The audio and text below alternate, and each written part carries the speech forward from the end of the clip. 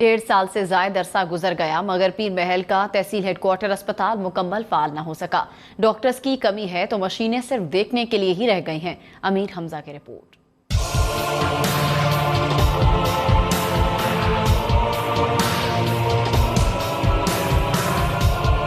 तहसील headquarter अस्पताल पीर महल में सहूलियात की कमी से मरीज परेशान। दवाइयां नहीं हैं तो अस्पताल को डॉक्टरों की किल्लत का भी सामना है। सहूलतें न होने से मरीज और उनके लवाहिकीन शदीद मुश्किलात का शिकार हैं। अस्पताल की बिल्डिंग बने तकरीबन 1 से 1.5 साल का अरसा गुजर चुका है। अभी भी ईएमटी की और डेंटल सर्जन की जो सीटें हैं खाली पड़ी हैं, डॉक्टर नहीं तैनात किए जा रहे। अस्पताल में गुज़िश्ता 1 साल से डेंटल डिपार्टमेंट में जदीद मशीनरी तो मौजूद है मगर फाल नहीं है। डेंटल सर्जन की सीट भी खाली है। MSTHQ अस्पताल डॉक्टर हारून ने तमाम मसाइल हल करने की नवीद सुना दी। डेंटल सर्जन यूनिट हमारे पास आ चुका है।